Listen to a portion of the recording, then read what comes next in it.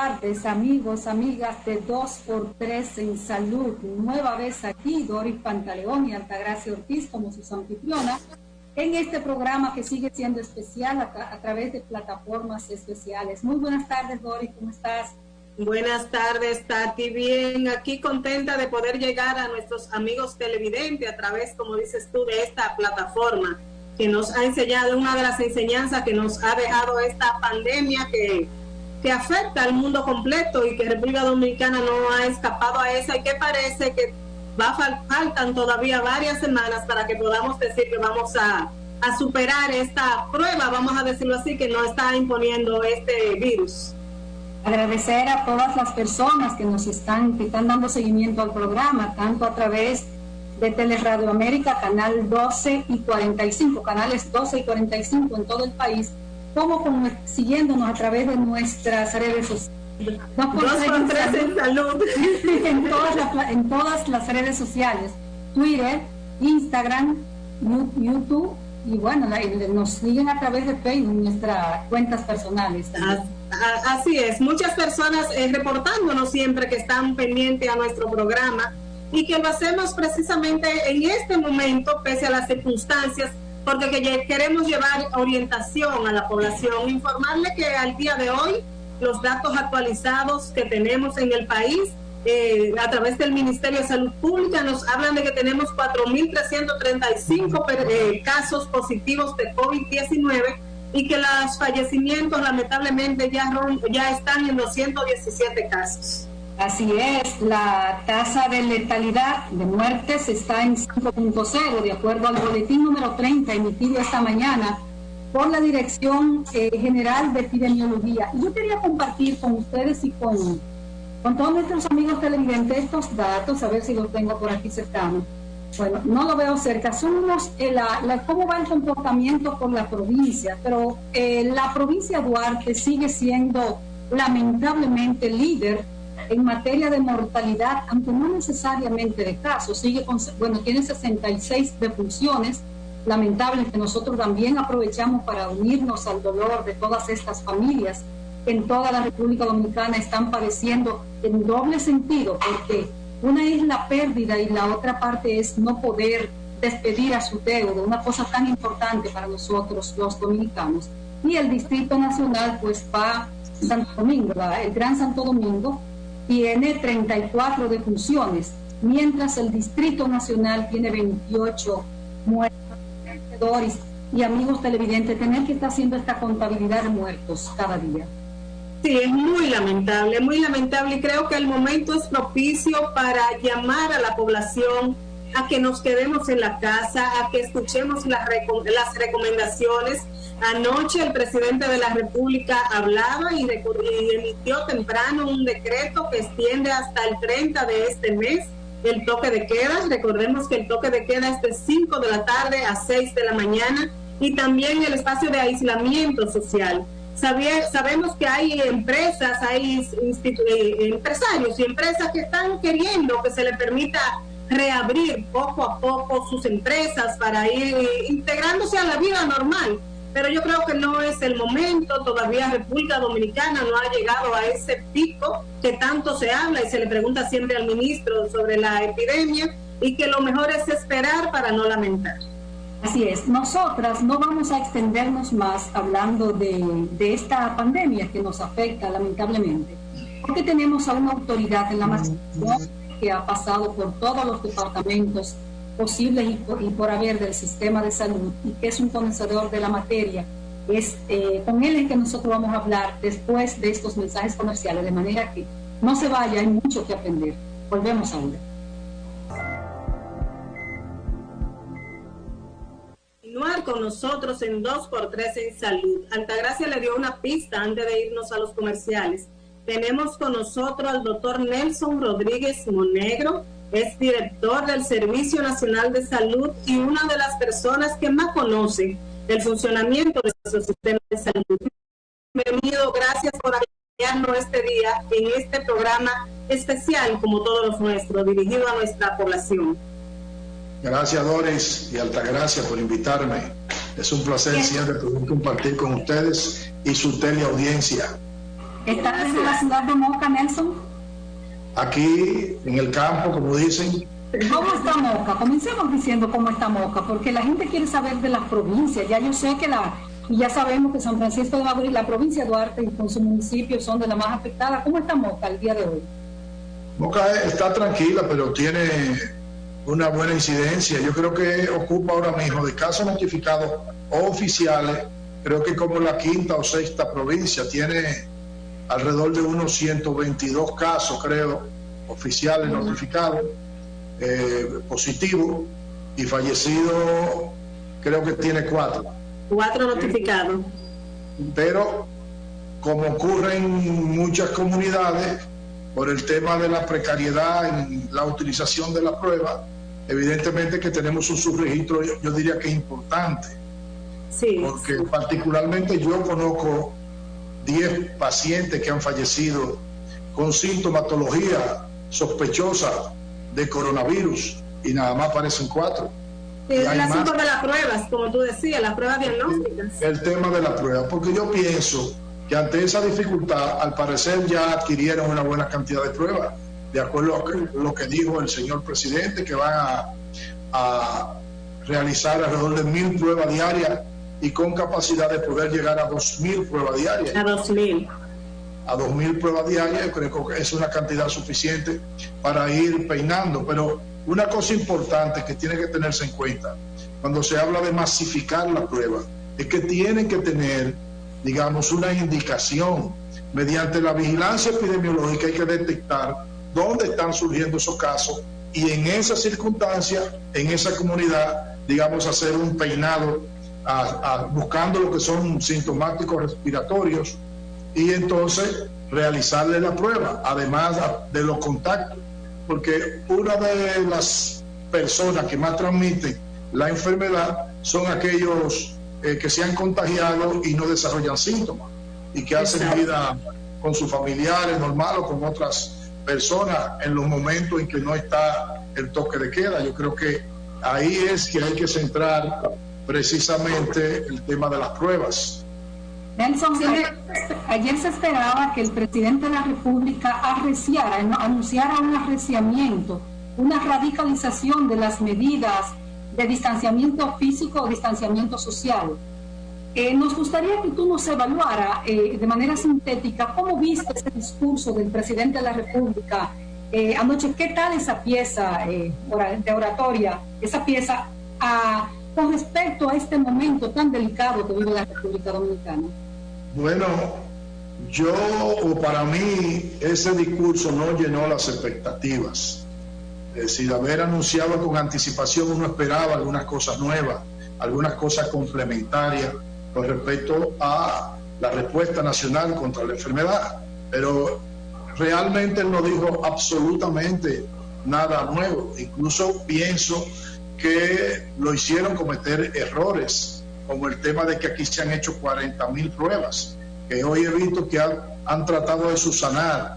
Cuando el ministro habla de que hasta el momento se han hecho 14.000 y pico de pruebas, todas esas pruebas no son de PCR, ahí hay pruebas que son pruebas rápidas. De las rápidas, exacto. Porque, señores, recordemos, y es verdad que la memoria de uno no es tan profunda, pero las pruebas que se habían utilizado aquí eran inicialmente 100 pruebas que le donó la OPS, posteriormente la OPS dona 2.000 pruebas más. Entonces, cuando adquirieron las otras pruebas, cuando en un momento determinado el propio ministro dijo que no habían adquirido nada extra, incluso el tema de las licitaciones, ustedes han visto que en un momento fueron abortadas por una serie de denuncias respecto de irregularidades, justificadas o no. Es decir, la verdad es que hasta hace poco tiempo no se habían adquirido.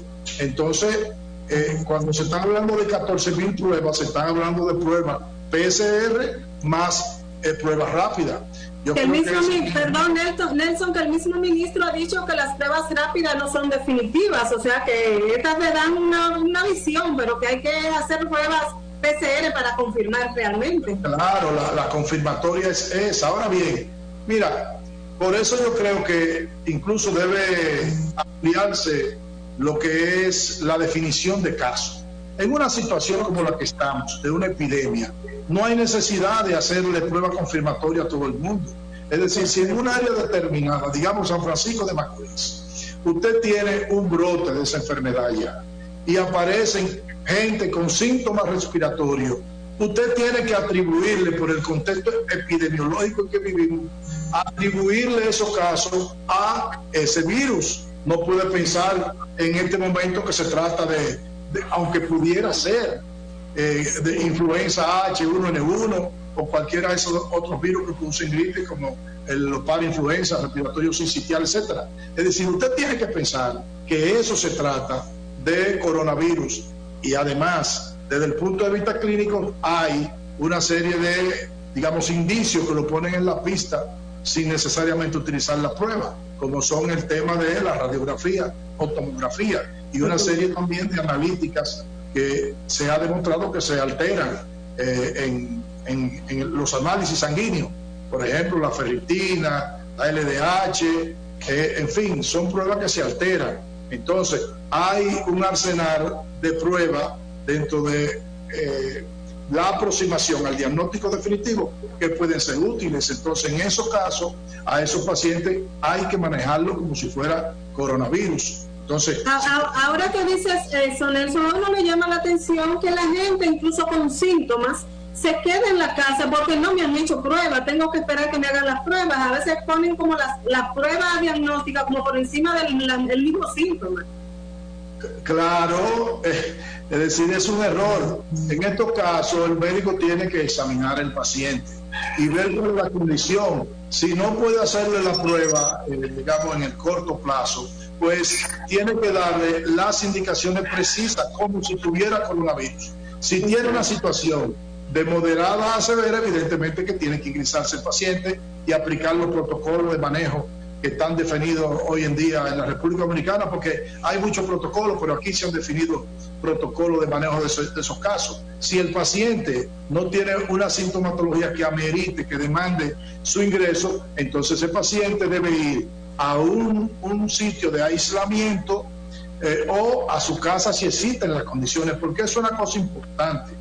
También yo veo ahora que se tienen, creo que 4.000 pacientes, 4.000 y pico de pacientes en aislamiento domiciliario, pero usted tiene que evaluar cuál es la condición de esa vivienda. Nosotros sabemos que en los barrios muchas veces en una misma habitación duermen 4 o 5 personas, entonces están hacinados, se van a contagiar. Ahí no hay condiciones. No hay condiciones para estar, entonces deben llevarlo a los centros que tienen definidos para que se haga ese tipo de aislamiento, que ahí entramos también. Sí. Nelson, perdona, con mucha frecuencia al ministro se le pregunta, a los periodistas es casi una constante: ministro, ¿cuándo vamos a llegar al pico de la enfermedad? Versus el relajamiento social de las normas, de las disposiciones que hay. ¿Cómo evalúas tú ese aspecto? O sea, ¿cuándo piensas que nos acercaremos a eso? ¿Qué va a significar el pico más alto de la enfermedad para la República Dominicana? Porque la forma de uno llegar lo antes posible al pico es precisamente haciendo las actividades que hay que hacer.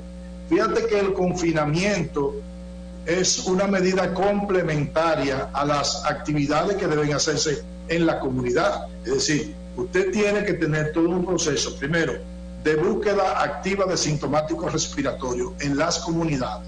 Segundo, tener la disponibilidad de pruebas para a esos pacientes que encuentren con síntomas respiratorios y su contacto, hacerle la prueba. En tercer lugar, usted tiene que tener, porque como dicen, el que busca encuentra. Si usted está buscando activamente casos, los va a encontrar. Entonces tiene que tener dispuesto a dónde va a llevar esos pacientes.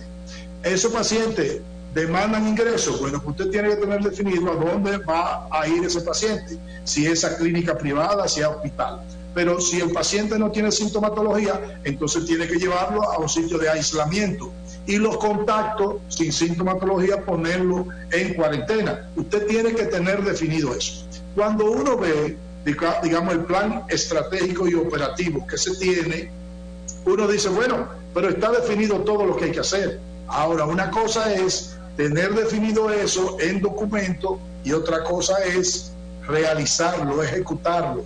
Y yo creo que eso es una de las debilidades que tenemos en el sistema de salud, es decir, que no somos capaces en muchas ocasiones, por múltiples razones, de llevar a cabo las cosas que planificamos, porque se dificulta. Aquí hay un problema de mandos medios, que yo siempre lo decía, a nivel provincial, a nivel regional, hay dificultades con mandos medios, una por competencia y otra porque no le llegan los insumos necesarios para hacer el trabajo.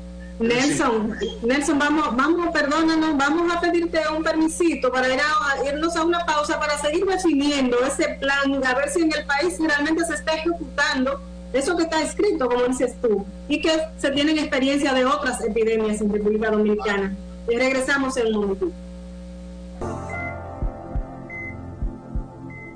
Continuar con el desarrollo de 2x3 en salud y agradecer sobremanera la sintonía de mucha gente que nos la está reportando de San Francisco de Macorís, Santiago, Salcedo, Moca, por supuesto, con un mocano en el aire, aquí en el Distrito Nacional, la provincia de Santo Domingo, y gracias por seguirnos en todas nuestras redes sociales, 2x3 en salud. Continuamos esta conversación con el doctor Nelson Rodríguez Monegro, es director del Servicio Nacional de Salud, viceministro Nelson, es viceministro de Salud Colectiva y ocupó otras posiciones más. Doctor Nelson Rodríguez, ¿qué es lo que significa para que la gente entienda? Vamos a entrar al pico, estamos en el pico, estaremos en el pico. ¿Implica una mayor cantidad de muerte? ¿Implica una mayor cantidad de casos? Expliquémosle, por favor, a la ciudadanía que no es médico, ¿qué significa eso? Cuando se habla de pico, se está expresando, digamos, la cantidad máxima de casos de nuevos contagios que se efectúan. Y se entiende que cuando se llega a ese pico, entonces comienza una meseta y posteriormente un descenso de los nuevos casos. En lo que se va subiendo y llegando a ese equipo, evidentemente que hay muchos nuevos casos y con todo lo que eso conlleva, el tema incluso de muchos fallecimientos. Aquí no se puede hablar todavía de que hemos llegado a ese pico, porque lo que estamos viendo es que todos los días tenemos unos 200 y tantos casos nuevos de contagio notificados o comprobados por la prueba, porque estamos hablando de casos comprobados. Hay un importante subregistro, tanto para los casos como para los pacientes fallecidos, de modo que ponerse uno a especular de cuándo estaríamos llegando a ese pico, yo creo que faltaría un poco, entraría uno en el ámbito de la especulación. Yo pienso que nosotros estamos todavía subiendo la cuesta empinada de esos casos nuevos. Veremos en las próximas 2 semanas cuál es el comportamiento. Una de las cosas dificultad que tenemos primero es el relajamiento del confinamiento, un confinamiento que es prácticamente nocturno, pero al llegar el día la gente está haciendo ya vida casi normal. Uno va a cualquier sitio por necesidad de alguna diligencia o buscar una provisión en un momento determinado y uno ve cómo está circulando la gente, incluso sin protección. Pero por otro lado, tampoco nosotros hemos visto, digamos, intervenciones sobre todo en las principales 5 provincias donde se manifiesta la transmisión comunitaria del virus más explícitamente. Digamos, San Francisco de Macorís, el Distrito Nacional, Santiago, La Vega, en fin. ¿Cuáles son las intervenciones que se han hecho en términos comunitarios de búsqueda activa? Si nosotros no buscamos esos casos positivos, evidentemente que no vamos a llegar a ese pico por ahora. Mi pregunta, Nelson, discúlpame, no se está viendo esa búsqueda, se están captando quizás los pacientes ya lo que logran llegar a un centro de salud en las comunidades, como dices tú, para saber la realidad de la epidemia en nuestro país. ¿No se está haciendo esa búsqueda activa? Yo pienso que no se está haciendo. Fíjate que en el caso de San Francisco de Macorís, que digamos es una expresión emblemática de lo que está ocurriendo. ¿Qué tiempo hace que se inició, digamos, la epidemia en términos comunitarios, la transmisión comunitaria? De eso hace prácticamente un mes, casi, ¿verdad? Sí, claro. Y cuando se informó que se iba a hacer una intervención masiva, hace apenas una semana. Es decir, que se dejó correr el tiempo y que ese contagio se diera y se expandiera en las comunidades. Es decir, no hemos logrado hacer eso. Y yo sé que no es fácil, porque dirían, bueno, pero es muy fácil estar criticando desde afuera. Primero, uno no lo hace con la mala intención de criticar, sino, bueno, hacer observaciones, porque no todo lo que se ha hecho es mal, hay cosas que se han hecho bien. Y de aportar, Nelson, de aportar también, porque con la experiencia que tienes, aportas cuando das una sugerencia. Claro, entonces yo te decía que el confinamiento es algo complementario a esa actividad desde el punto de vista de vigilancia epidemiológica, de búsqueda activa de casos, de hacer la prueba, de aislar a los pacientes positivos, de llevar a los hospitales los que tienen dificultad, de llevar a la cuarentena los contactos, digamos, asintomáticos. Ve, eso fluidamente no se está haciendo. Cuando uno ve el plan, uno dice, bueno, pero que esto es perfecto, aquí está todo escrito, las cosas que hay que hacer. Pero en la práctica hay dificultades para llevar a cabo eso. Entonces pienso que ahí ha habido un fallo.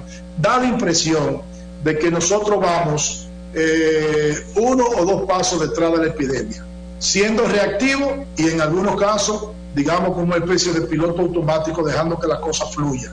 Eso es lo que yo percibo. Excepto San Francisco de Macorís, que fue más popular y hubo casos y muertes de todos los...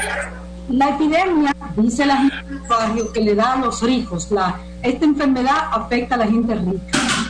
¿Por qué? ¿Y por qué la enfermedad pareció empecinarse contra San Francisco de Macorís? ¿Existe una explicación a todo esto?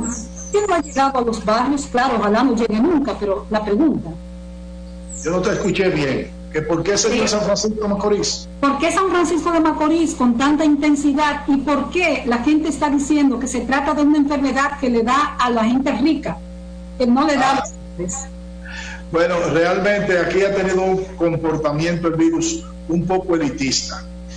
A mí me parece que, digamos, el caso de San Francisco de Macorís estuvo relacionado con una serie de actividades de aglutinamiento de personas y mal manejo. Ustedes recordarán aquel caso de la señora. Inexplicablemente esa persona se permitió que fuera a su casa y posteriormente se puso en evidencia que ella había hecho todo un periplo por varias comunidades, incluyendo la capital, Los Alcarrizos. Es decir, ahí se cometió un error en el manejo de ese caso en un momento donde todavía no teníamos nosotros notificado transmisión autóctona, sino que eran personas que habían llegado del exterior contaminados. Es decir, entonces se hablaron de, ustedes han visto el caso de las galleras, creo que por el lado de Santiago, la parte de actividades políticas y de celebraciones en San Francisco de Macorís. Es decir, trajo como consecuencia que se expresara eso en un momento determinado, llegaron a la casa, porque en la epidemia se dan así de manera explosiva realmente. Es decir, yo no sé si ustedes recordarán el famoso caso o paciente 31 de allá de China, que se le calculó posibilidades exponenciales de contagio alrededor de unas 9.000 personas, de persona en persona. Es decir, se dan así. Ahora, inicialmente, ¿a quién le estaban haciendo aquí pruebas? Era muy poca la prueba, se le estaban haciendo la prueba a la gente de cierto nivel, a la gente que tenía algún tipo de relaciones, en fin.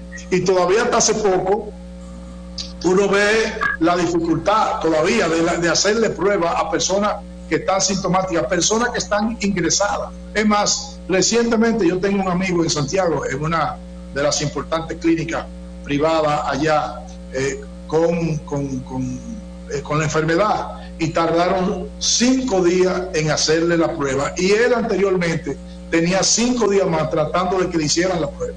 Es decir, sí, se habla de 15 días. Hay personas esperando que le hagan una prueba por 15 días. Una lista de espera. Además, inicialmente esa prueba se estaba cobrando. Es decir, ¿quién de la persona de la comunidad que tiene ingresos bajos podía dar 4.300 pesos por esa prueba? Yo creo que ahí tiene mucho que ver ese comportamiento, pero evidentemente que también hay una razón que uno no se termina de explicar. Particularmente yo no tengo esa explicación de que aquí en República Dominicana no se ha dado esa transmisión a nivel de los barrios populares. Es decir, no es que uno quiere que llegue, pero uno le extraña que no haya ocurrido eso, porque la verdad es que hasta el momento digamos que el sistema de salud público-privado ha venido, digamos, manejando los casos sin mayores dificultades. Hay dificultades no por capacidad hasta este momento, sino por el tema de discriminación que se da en algunos casos. Por ejemplo, anoche me llamaron a mí a las 12 de la noche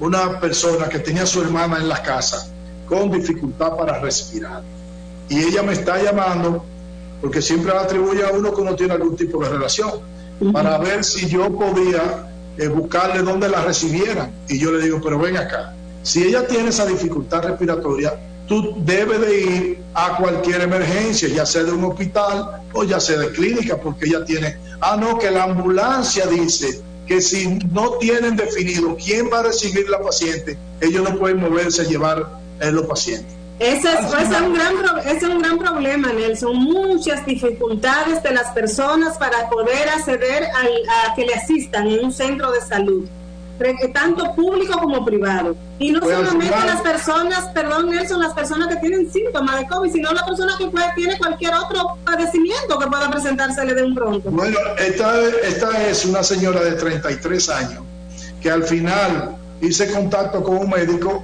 y lo recibieron en un centro privado, y cuando llegó inmediatamente pues la ingresaron. Apenas estaba saturando un 80%, cuando la saturación debe estar por encima del 92% de oxígeno. Es decir, que tiene una neumonía que ya se estaba expresando con su dificultad para respirar, e incluso que no saturaba bien de oxígeno. Una pregunta, Nelson. Decía el presidente de la República anoche en su discurso que el país dispone, voy a leer los datos, de 20 hospitales, 3.186 camas de internamiento, 124 camas de UCI y 5.321 camas de aislamiento para personas sospechosas.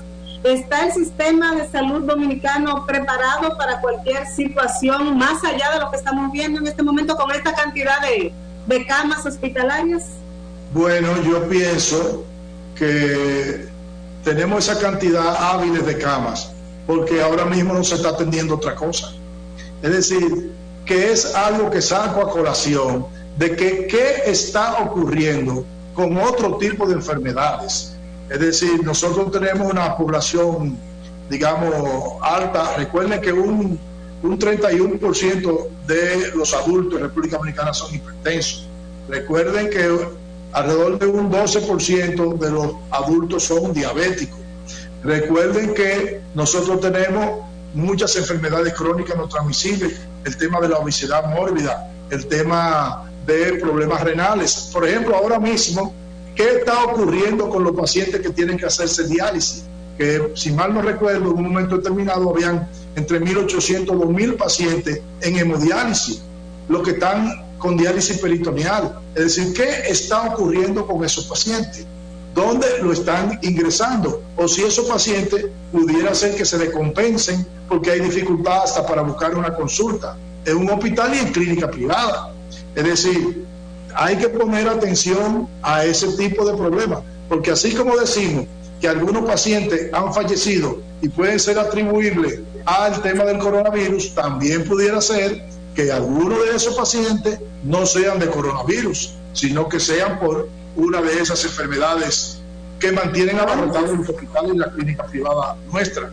Cuando el presidente hablaba de las 124, son 124 camas de UCI adicionales. Entiendo que es posible que y no tengo por qué dudarlo, que hayan 3,000 y pico de camas para internamiento en hospitales y en clínicas privadas, pero también me gustaría saber dónde están las clínicas, las camas para esas, no sé, son 5,000 camas. Él habla de 5.321 para aislamiento de personas sospechosas. Para aislamiento, me gustaría verla porque realmente uno no tiene mayor informaciones. Recuerden el caso de Santiago, que se iba a hacer el Hospital La Colina, o Clínica La Colina, se iba a tomar como un centro de aislamiento. Posteriormente no se dio, pero yo, que estoy en Moca, no conozco dónde está el centro de aislamiento o los centros de aislamiento de pacientes no complicados en Santiago. Por ejemplo, yo no conozco dónde están en Moca. Yo conozco que las clínicas privadas tienen determinado número de camas, que el hospital, que prácticamente está dedicado a la atención de coronavirus, tiene determinado número de camas, pero fuera de clínicas y de hospitales, yo no conozco aquí en Moca donde hay una estructura, una infraestructura donde se hayan colocado camas para posibles casos particularmente Doris y yo, en nuestra labor de periodista de medios escritos, hemos hecho trabajos de investigación sobre la cantidad de camas que tiene el país y la deficiencia de unidades de cuidado intensivo. A mí las cifras me llamaron la atención. De verdad, anoche, no sé si estaban pensando en la ciudad sanitaria, Luis Eduardo Aybar, o qué pasó, pero la verdad que era un número alto de camas. Bueno, en el sector público nosotros tenemos entre 10,000 a 11,000 camas. En condiciones normales, esas camas están llenas, sobre todo la de los hospitales grandes, regionales, hospitales de referencia. Así es, Nelson, pero quería que te refirieras también a este aspecto que estabas tratando. ¿Qué ocurre? ¿Qué estará ocurriendo? ¿Qué piensa que puede ocurrir con, por ejemplo, las personas que tienen derrames cerebrales o accidentes cerebrovasculares, con las mujeres embarazadas que tienen que darle seguimiento a su embarazo, con los niños que tienen que darle seguimiento a su esquema de vacunación? Eso es preocupante, de verdad. Porque la gente está yendo a los hospitales y muchísimos médicos tampoco están yendo a los hospitales. Realmente, a mí me parece que esas cosas no se están haciendo. Es decir, el chequeo rutinario de la mujer embarazada, de su embarazo.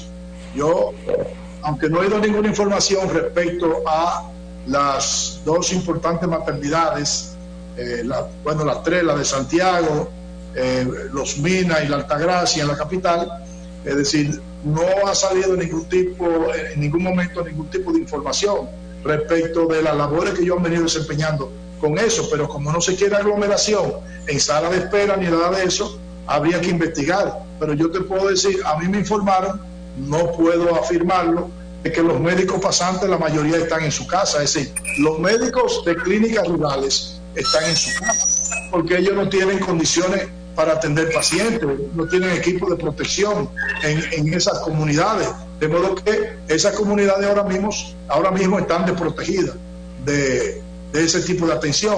En los hospitales nadie está yendo a chequearse embarazo, ni está yendo a vacunar niños. Es decir, que son cuestiones que hay que poner atención, aunque estamos en una dificultad, pero hay que aprender a ver cómo en paralelo se pueden ir llevando las cosas dentro de un marco de bioseguridad para los pacientes y para los médicos y el recurso humano.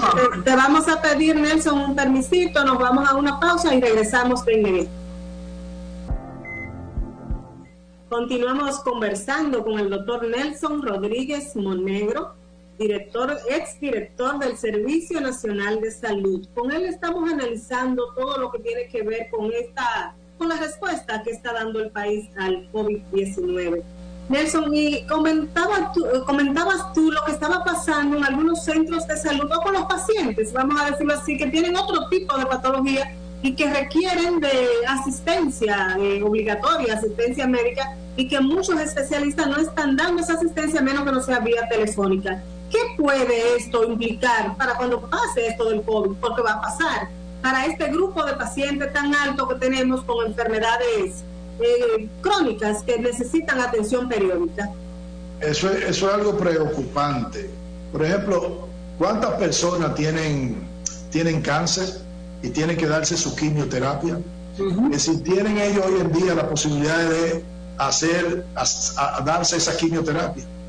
Eso uno se pregunta, conversaba ahorita y hablaba conozco de personas, por ejemplo, una persona que conozco que tiene la quimio paralizada, hace 2 meses debió haberse empezado el tratamiento y no ha podido iniciar. Y entonces, bueno, hay un deterioro de su estado de salud. Claro. No hay efectividad en el tratamiento por discontinuidad.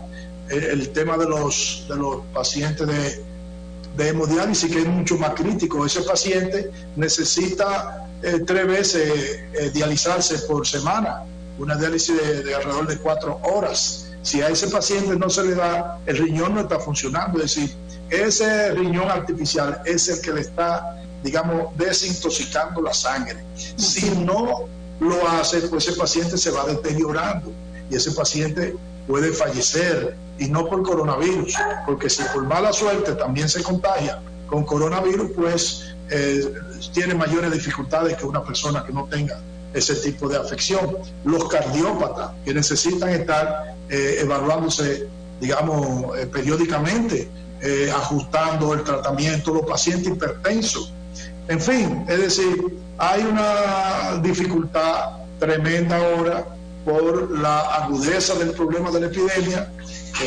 Prácticamente todos los centros, los médicos, incluso las clínicas privadas, no están yendo a dar consultas. Si no van a nivel privado, que digamos que les duele y que tienen que producir. Entonces, ¿qué está ocurriendo en los hospitales? Yo les decía a ustedes que los hospitales hoy en día están, sobre todo hospitales donde hay residencia, donde hay médico en formación, algunas especialidades, son los residentes los que están atendiendo a los pacientes. Y en los hospitales del pueblo, los hospitales que están fijos ahí son los médicos generales, que son los que están en las emergencias. Es decir, que mucha de la interacción que pueden tener con especialistas es a través de vía telefónica.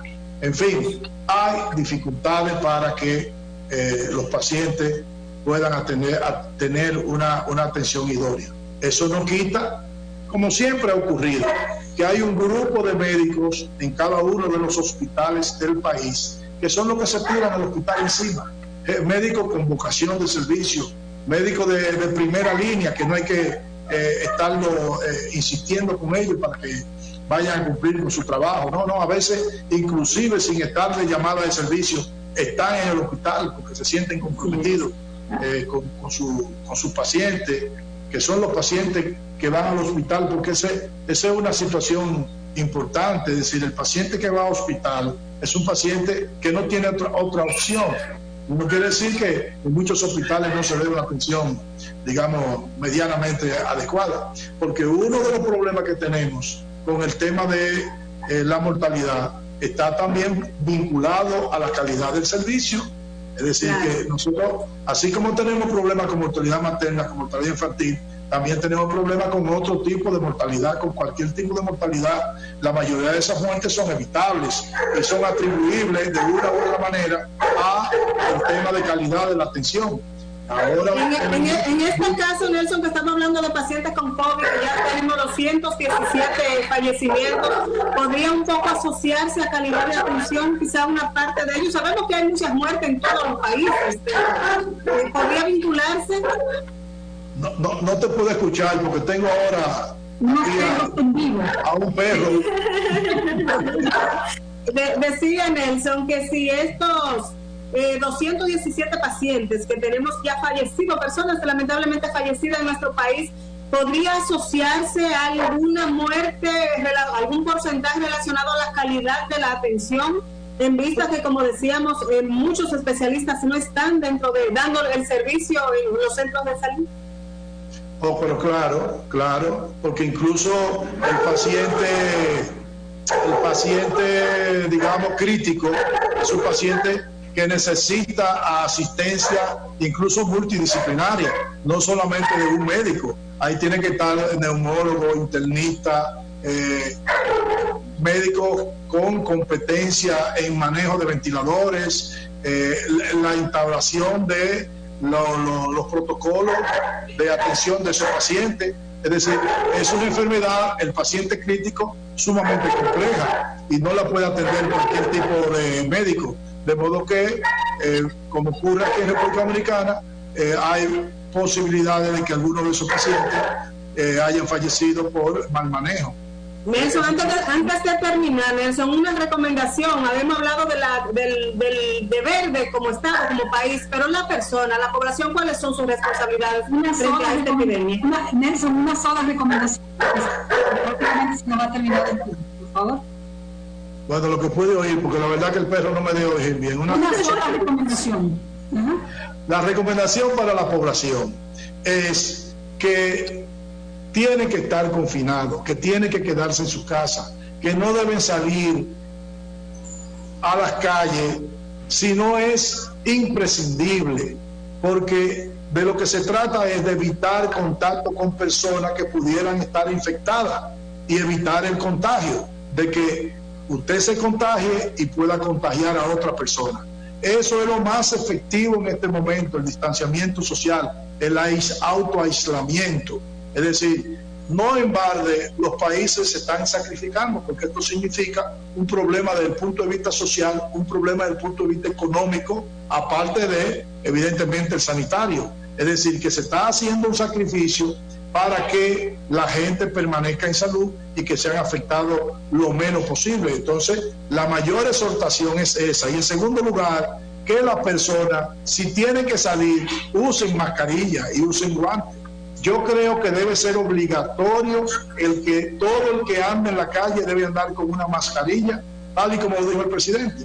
Es decir, todo el mundo con cualquier tipo de utensilio que permita pues ponerle una barrera entre la nariz, la boca y el exterior, en el sentido que disminuya la posibilidad de contagio y que también puedan contagiar a otros. Es decir, que esas son, y además el extremar el tema del lavado de las manos, frecuentemente lavarse las manos, el aseo de las casas y el aseo comunitario. Yo creo que eso es imprescindible y que de parte de las autoridades pues hagan las intervenciones como deben hacerlo desde el punto de vista de masificar la prueba en áreas sensibles, en áreas críticas, donde está circulando el virus. Yo creo que esas son cosas. Bueno, Nelson, bueno, con esas orientaciones te damos las gracias, le damos las gracias a nuestros amigos televidentes por acompañarnos siempre y será hasta la próxima semana.